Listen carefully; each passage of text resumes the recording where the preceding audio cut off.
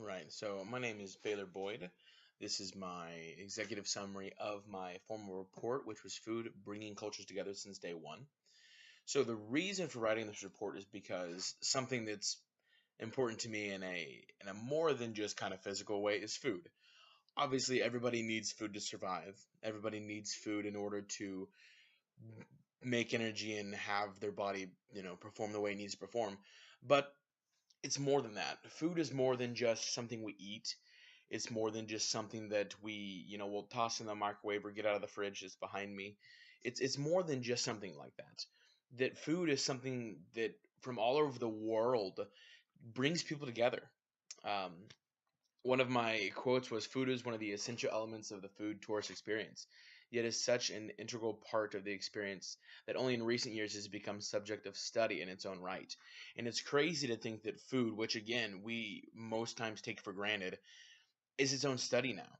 Like there are colleges that people major in culinary arts and culinary skills. That there are TV shows that people watch that are just based around food. There's so many different things about food, and the Travel Channel really specializes in what that is. And so that was my reason for wanting to write this report about food and talking about why it brings people together and the importance that it has on bringing people together. Because me being from Nixon, Missouri, I know that Cashew Chicken was born here. I know that it was actually born in Springfield, but I know that the food around me is culture to this place. I know that the food around me is something that there's not a whole lot of specialties to it. There's not like if we were from Tennessee and the barbecue's great, or like more Texas or California where they've got really good Mexican food, and New Orleans, which I'm actually from, Shreveport, Louisiana. So I'm big into Cajun food and fish and stuff like that. But food really all over the map is just like culture. That you can look at different places around the world, even the US, and go, okay, they're from New York, that means they're, this and this and that, and you can do that from wherever you're at. And food really defines that as well on a less most time racist scale. So food from this area is really good because they have this availability. So for instance, if I'm from Louisiana and I'm living in Louisiana, normally my culture there is going to be seafood and Cajun food and crawfish and stuff like that. So I'm going to be able to prepare that really well. So if you're from New York and you like, oh, I'm going to go try this, I'm going to go to Louisiana because I know their food there is what's important. And that's really the importance of food. And so the reason that the reason I picked this is to really inform people on the power that brings, like what I just explained on how there are different foods in different places that are specific to that area that not everybody has. That again, in New York, you're not going to have the Cajun food Louisiana has. In, we'll say, Arizona, you're not going to have the barbecue that Memphis has. In Canada, you're not going to have the amazing, very unique food that a market in China is going to sell. That there's food from all over the world that's so different and unique, depending on the culture that you're in and the standing and place that you're actually in physically. And so that's why food since day one's been something that brings people together, and it's everywhere. It brings people together because of the fact that not everyone has the same food everywhere. Yeah, I can get, here in Missouri, I could go down the road and there's a catfish place down the road, but it's not going to be the same. You could be in China and want some great barbecue, but it's not going to be the same as it would be if you're in, Tennessee and Memphis. Because of those different places, because of the different areas that specialize in different foods, people travel to those areas to really get a taste of what that is like in that specific area, and it brings this tourism in, and people are open to like, okay, why is this the way it is? Why is this food here better than it is there? And so they come to that place to find that food, and when they're doing this, they connect with the culture because they're interested in what that culture does. It'd be like me coming up to campus and talking to you about your job, and me being interested in that we're going to bond over that because I'm interested in something you're doing. That's you, that's what your job is, that's who you are, and because I'm interested in that, we're going to connect on that.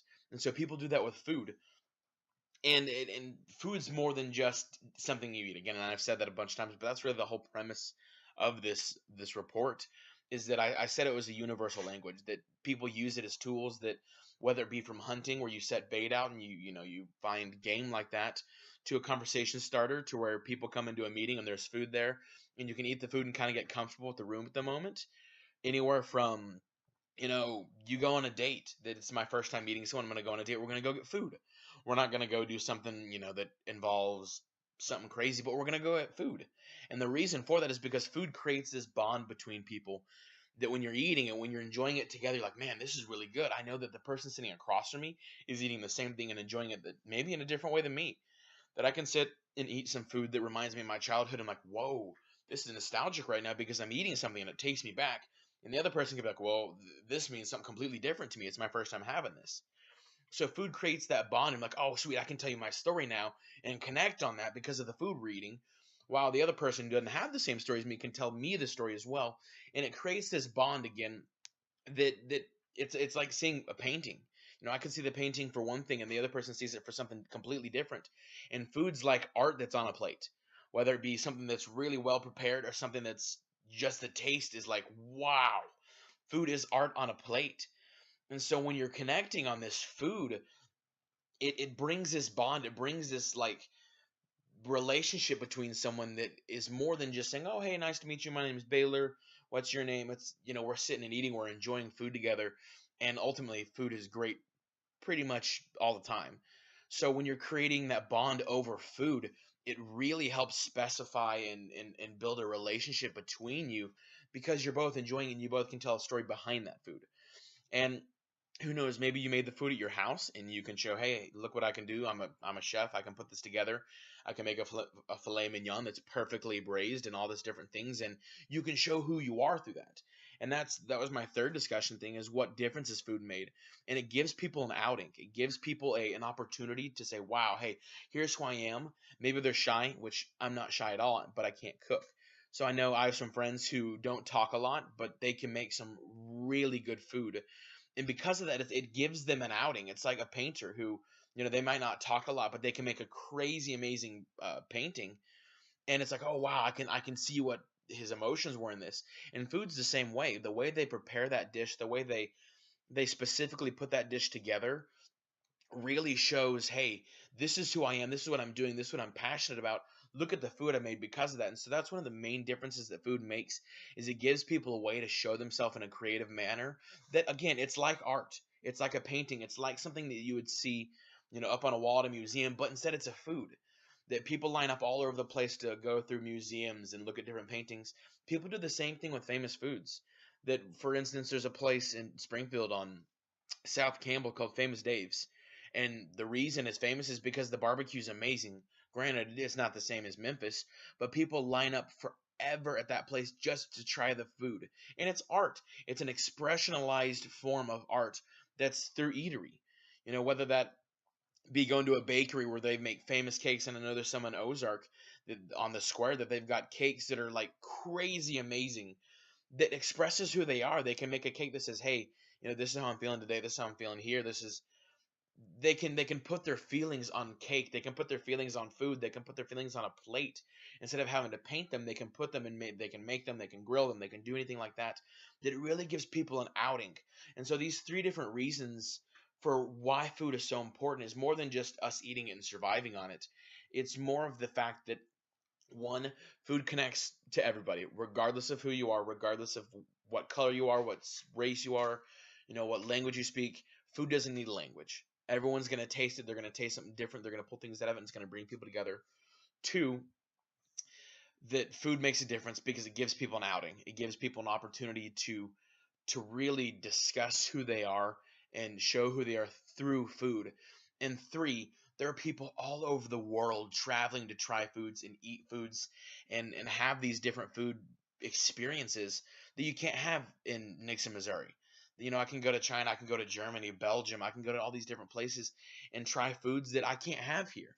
And because of that, it brings me into the culture, it brings me into their world and makes that connection because of food.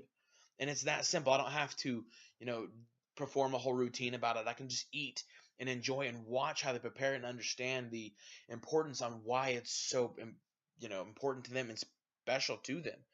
And that's really the main reasons on why food's so important and why I chose to write this paper, is just because you never know what food's going to do. You never know what food's going to taste like. You never understand the bond it's going to bring between you and the person eating it, or you and the chef, until you have it and you understand why they're making it, why that culture is big into it. But that's the real importance of food. That it's universal, it brings people together, and there's nothing else in the world like it. I mean, honestly, there's you can eat, a box of Cheez-Its, but that's not gonna be the same as if I went to one of the most famous barbecue places in Memphis and had barbecue and talked to the guy who's like, why are you making this barbecue? And he explains his whole life of, well, I grew up like this, and so this is really just me being able to do what I wanted to do and what I love to do. That food has that power over people. And because of that, it's so universal and it doesn't need a language, and that's why it's the easiest language to understand. It's because you don't have to talk to understand it. So that's really the whole basis of my paper, and I hope that really puts to light of why I chose food and why I wanted to do food.